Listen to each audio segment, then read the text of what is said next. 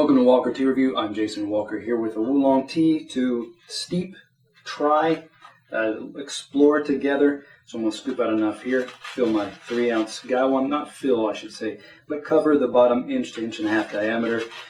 As usual, I try to keep things fairly consistent so that if you're looking at one video, one tea compared to another, those teas are going to be steeped, treated roughly the same way. Water's been brought to an early boil, so I'll be able to pour that right on. A little bit hopefully a little bit of water will rest just above the rim of the lid when I put it on my gaiwan here. I'm going to need just a splash more. That looks good. Put that lid on just like that. Get this kettle out of the way. Introduce this tea and talk a little bit about it. This is from Teavivre. This is their GuangDongPhoenixDanCong. You can get 14 grams, a sample. This actually comes in 2 7-gram packages. That 14 total grams is available for $3 US. It is from the traditional Fenghuang Dancong origin, which is Fenghuang Mountain in Guangdong Province in China. Information on the product page indicates that this was harvested on or about March 20th, 2013, so it's a spring tea.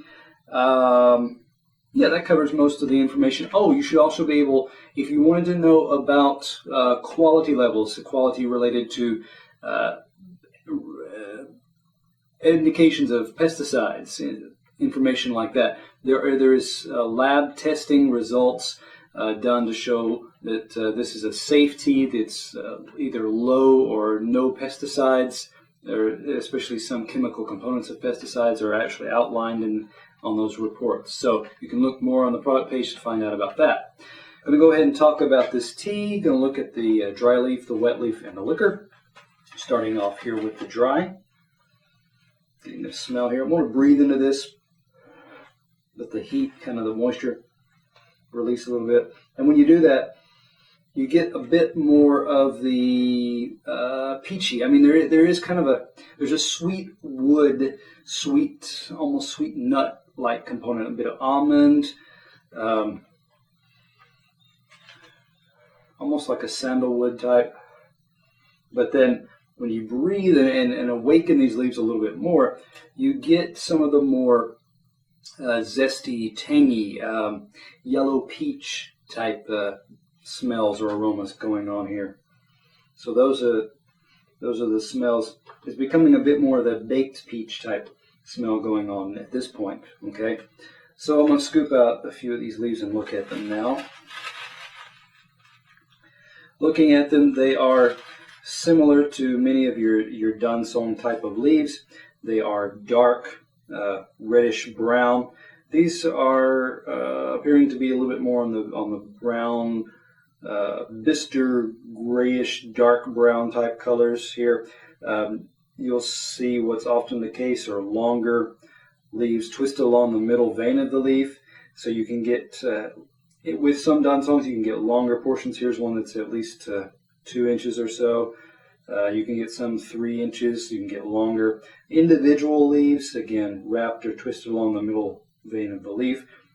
Sometimes that leaf is connected to a little bit of the stem coming off of the leaf, where the leaf attaches to a branch or something. But that's the look of the dry leaf. I'm going to get now into pouring here, and I've lined up everything just a little bit off from usual. So let me go ahead and move that around so that I can pour. Angle my lid over to the side and pour just like so.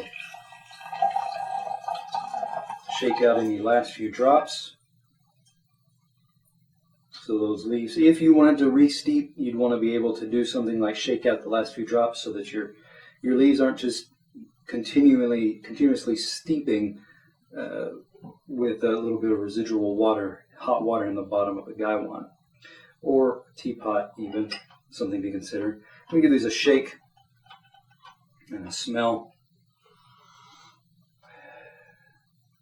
The roasty peach smells coming off still, more pronounced than in the dry leaf. You had to breathe on the leaves to get that out. It's quite evident now. still something kind of woody, almond type of fragrance going on. So warm, tart, fruity smells are the dominant smells going on. Scoop out to clear off this lid a little bit and pull out a few of the leaves here. Leaves have lightened up. They're greener in color now, olive drab looking. Here's a leaf. Hasn't fully unfurled. It's not something I could easily unfurl with my fingers. These leaves, compared to some other dansongs, these feel to be thinner, younger, more delicate leaves than some dansongs I come across. That's a leaf portion, and you can kind of get an indication of that. Even though this isn't fully unfurling, you can tell that it's looks like it's a lower half maybe of a leaf there.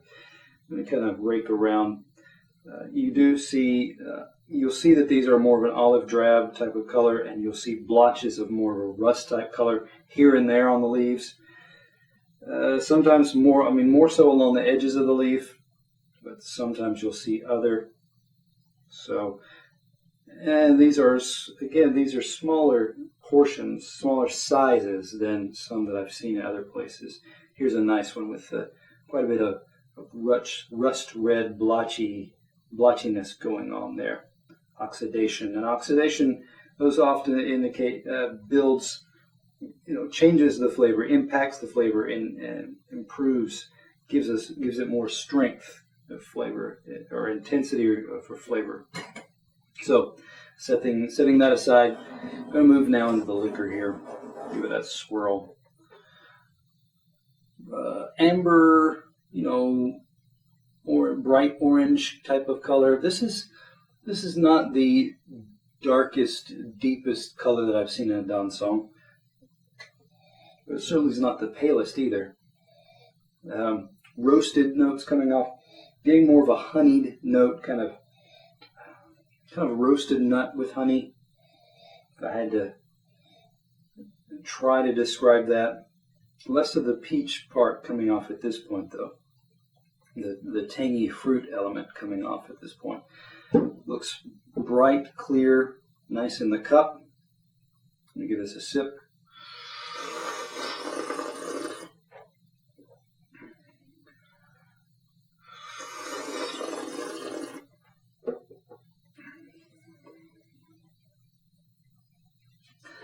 Dansongs can often have quite a bit of an astringent bite, a level of astringency that, combined with the right flavor components, gives it a tart, tangy type aspect. And some people actually prefer a nice tangy bite to it, a kind of puckery aspect to it. Others want something a little bit more subtle, a little bit more mellowed, I should say. This one's a little bit more on the mellowed side.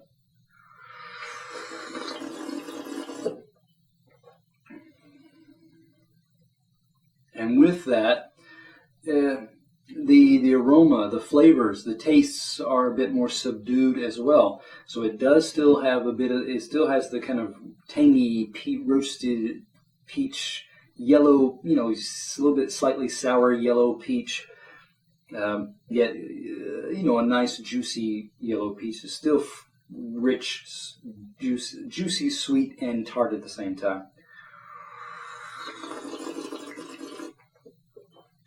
So there is some of that. It's not as intense as some other dansongs, but it also means it has less of that astringent bite that can put some people off. Brothiness or texture-wise, it does have some. It has some texture to it. Again, it's not overly brothy. It's not thin and watery. This level of texture does well with this level of astringency, this lower level of briskness or tartness there. Okay, aftertaste. One of the draws that a good quality dansong that has that stronger pucker at the front that mellows out and a honeyed type of sweetness, as if you had just swallowed a spoon of honey. That kind of aftertaste can rise up, build up in the back of the throat, because there's less of those components going on, interaction going on. There's also less of that honeyed sweetness in the aftertaste. So it's mild. I can draw out a bit of that honeyed sweetness again, but you have to really look for it, or you have to look for it more than in some others. So it has some. It's got a little of this. It's got some of that. It's a safe kind of neutral ground. It's not extreme. It's not weak, quite weak yet either. So let me give it one more shot.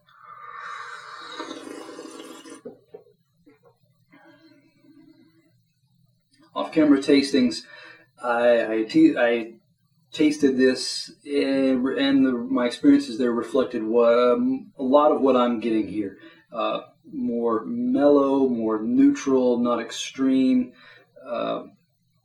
gentle, soft. This may be more of a beginner dancong that kind of lets you get an indication of what's going on before you get something that's either too astringent and missing those other components, and so it puts you off, or brisk and puckery and lets you say, I've got that, and I've got all those other redeeming components of a dancong. I got them as a hint here, and then I got a greater sense as I graduated up into a more complex dancong. So